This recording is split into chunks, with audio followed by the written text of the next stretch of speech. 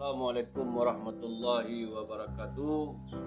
Alhamdulillahirabbil alamin. Allahumma salli ala Sayyidina Muhammad wa ala ali Sayyidina Muhammad. Terima kasih atas subscribe, like dan komennya. Hari ini kita akan bercerita tentang kisah dakwahnya Rasulullah SAW ke Taif. Setelah 9 tahun Muhammad diangkat menjadi Rasulullah SAW, beliau masih menjalankan dakwah di kalangan kaum sendiri di sekitar kota Mekah untuk mengusahakan hidayah serta perbaikan kaumnya. Tetapi hanya sebagai kecil saja orang yang mau memeluk agama Islam atau bersimpati kepadanya. Selebihnya selalu berusaha dengan segala daya dan upaya untuk mengganggu dan menghalangi beliau dan pengikut-pengikutnya. Di antara mereka yang bersimpati dengan perjuangan Nabi adalah Abu Talib, paman beliau sendiri. Namun sayangnya ia tidak pernah memeluk Islam sampai akhir hayat. Pada tahun ke-10 kenabian, Abu Talib wafat.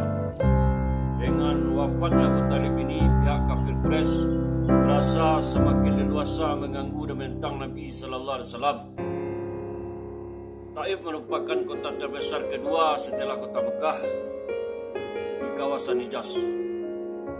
Di sana terdapat Bani Saqif, suatu kabilah yang cukup kuat dan besar jumlah penduduknya. Rasulullah SAW pun berangkat ke Taif dengan harapan dapat membujuk Bani Saqif untuk menerima Islam. Dengan demikian beliau akan mendapatkan tempat berlindung bagi pemeluk-pemeluk Islam dari gangguan kafir Quraisy. Beliau pun berharap dapat menjadikan Taif sebagai pusat kegiatan dakwah. Setibanya di sana, Rasulullah SAW mengunjungi 3 tokoh Bani Saqif secara terpisah untuk menyampaikan risalah Islam. Namun yang terjadi, mereka bukan saja menolak ajaran Islam, bahkan untuk mendengar perkataan Nabi sallallahu alaihi wasallam mereka tidak mau. Rasulullah sallallahu alaihi wasallam diperlakukan secara kasar dan biadab. Sikap kasar mereka itu sungguh bertentangan dengan kebiasaan bangsa Arab yang selalu menghormati tamunya. Dengan terus terang mereka mengatakan bahwa mereka tidak senang Rasulullah SAW dan pengikutnya tinggal di kota Mekah, di kota Taif. Semula Rasulullah SAW membayangkan mendapat perlakuan yang sopan, tutur kata yang lemah lembut, tetapi beliau diejek dengan kata-kata kasar. Salah seorang di antara mereka berkata sambil mengejek, "Benarkah Allah telah mengangkatmu menjadi pesuruhnya?"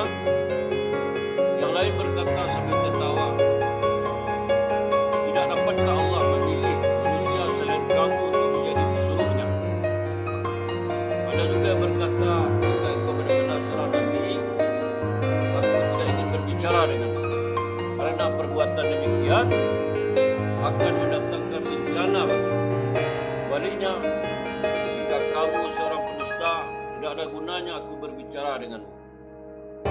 Menghadapi perlakuan ketiga tokoh Bani Saqif yang kasar itu, Rasulullah SAW yang memiliki sifat bersungguh-sungguh dan teguh pendirian tidak menyebabkan putus asa dan kecewa.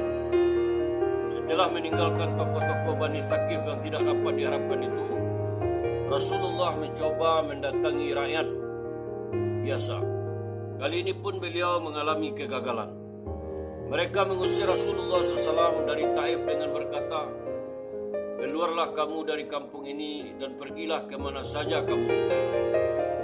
Ketika Rasulullah SAW menyadari bahwa usahanya tidak berhasil, beliau memutuskan untuk meninggalkan Taif. Tetapi penduduk Taif tidak membiarkan beliau keluar dengan aman. Mereka terus-menerus mengganggu dengan melempari batu dan kata-kata kasar yang penuh ejekan. Lemparan batu yang mengenai Nabi SAW demikian hebat sehingga tubuh beliau berlumuran darah. Dalam perjalanan pulang, Rasulullah SAW menjumpai satu tempat yang dirasa aman dari gangguan orang-orang jahat tersebut. Kemudian beliau berdoa, "Ya Allah, kepada Engkaulah aku adukan kelemahan tenagaku dan kekurangan. Daya upayaku pada pandangan manusia. Wahai yang Maha Rahim, Engkau Tuhannya orang-orang yang lemah, dan Engkaulah Tuhanku. Kepada siapa Engkau menyerahkan diriku? Apakah kepada musuh yang akan menerkam aku, atau kepada keluarga yang Kau berikan kepada urusanku? Tidak keberatan bagiku asalkan Engkau tidak marah kepadaku. Sedangkan afiatmu lebih luas bagiku. Aku berlindung dengan cahaya wajahmu yang mulia, yang menyinari langit dan menerangi segala yang gelap, dan atasnya teratur segala urusan dunia dan akhirat. Dan turunnya murkamu kepadaku atau turunnya ketidakridaanmu kepadaku, jauhkanlah murkamu hingga Engkau rida, tidak ada daya dan upaya melainkan denganmu." Demikian sedihnya doa yang dipanjatkan kepada Allah oleh Nabi SAW, sehingga Allah mengutus malaikat Jibril alaihissalam untuk menemuinya.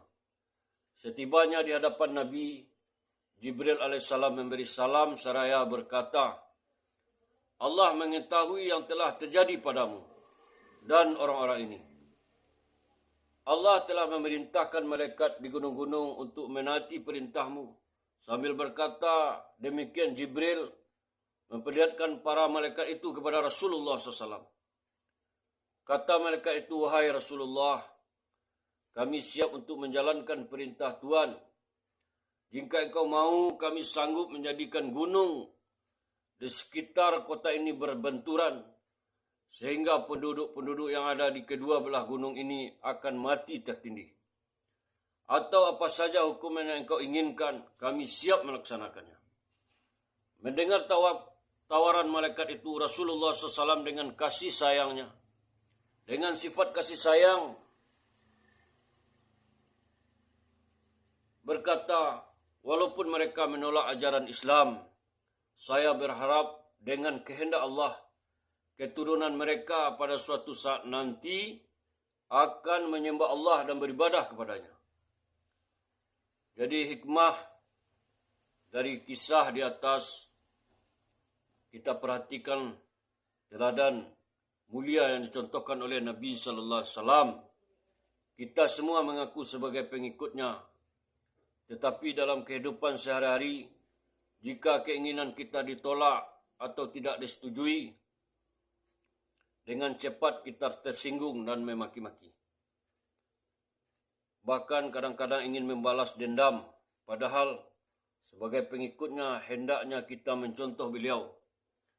Setelah menerima penghinaan dari penduduk Taif, beliau hanya berdoa dan tidak memarahi mereka, tidak mengutuk mereka, dan tidak mengambil tindakan balas dendam walaupun diberi kesempatan untuk itu. Itulah hikmah, itulah satu kisah tentang dakwahnya Nabi Muhammad SAW ke Taif. Begitulah ketabahan dan kesulitan Nabi SAW untuk menyampaikan agama dakwah Islam ini. Jadi alhamdulillah, mari kita sama-sama ambil hikmah dari kisah tersebut. Bagaimana sabarnya Nabi, bagaimana kesungguh-sungguhan Nabi untuk menyampaikan agama agar menjadi tauladan bagi kita. Terima kasih atas subscribe, like, dan komen konten ini. Semoga berkah di kemudian hari. Assalamualaikum warahmatullahi wabarakatuh.